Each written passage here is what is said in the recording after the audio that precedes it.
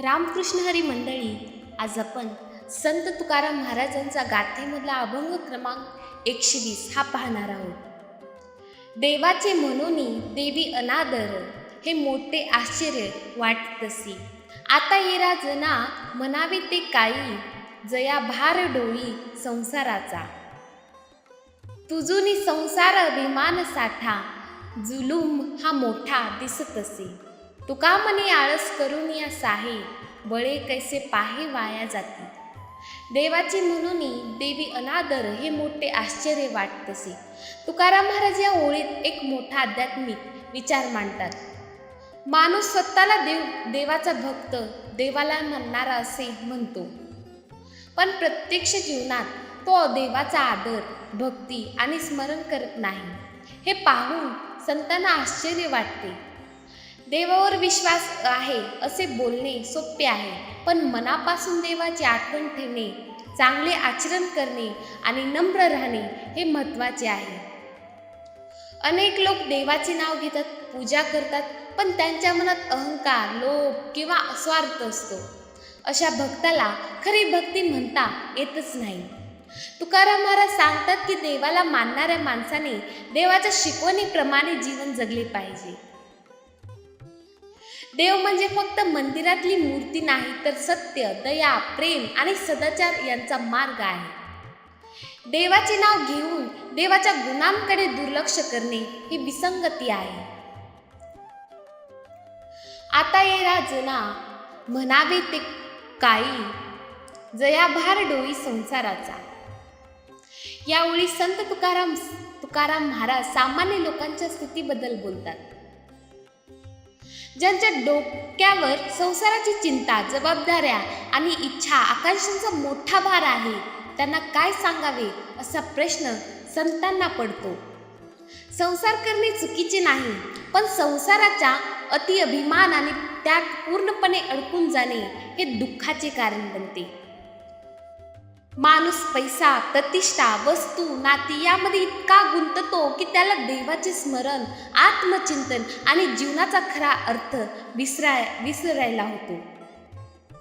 संत सांगतात की संसाराच्या जबाबदाऱ्या पार पाडाव्यात, पण त्यांच्यात भार मनावर घेऊन देवाला विसरू नये. संसार करत असतानाही मनात भक्ती आणि समाधान असावे. त्वजुनी संसार अभिमान साठा, जुलूम हा मोठा दिसत असे. या ओळीत तुकाराम महाराज सांगतात की संसाराचा अभिमान सोडला पाहिजे.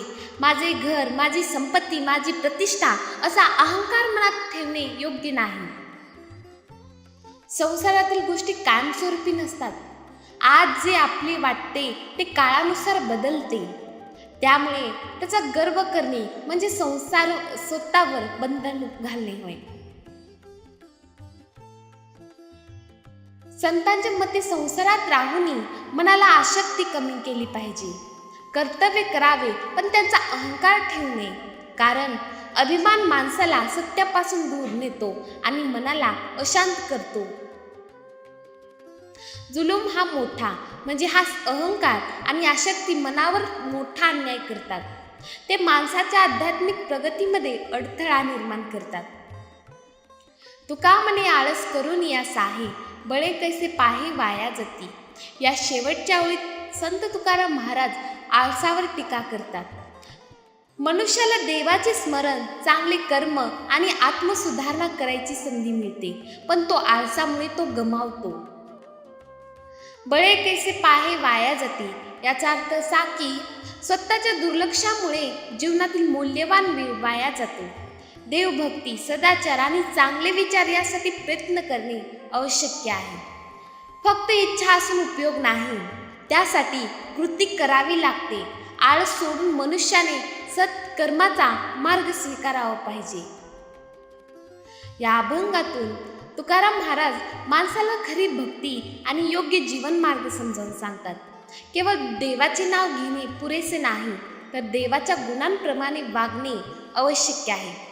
संसार करावा, पण त्यांचा गर्व करू नये. पैसा, मान, सन्मान आणि बाह्य गोष्टीमध्ये अडकून देवाचे स्मरण विसरू नये. माणसाचे जीवन मौल्यवान आहे, ते आळस, अहंकार आणि मोह यामध्ये वाया घालू नये. सतत देवाचे चिंतन, चांगले विचार, नम्रता आणि प्रेम याचा स्वीकार केला तर जीवन शांत आणि आनंदी होते. संत तुकाराम महाराज या अभंगातून सांगतात की खरी भक्ती मनाची शुद्धता, चांगले आचरण आणि देवावरचा विश्वास यात आहे. संसारात राहूनही मन देवाशी जोडलेले ठेवणे हाच खरा मार्ग आहे. रामकृष्ण हरी.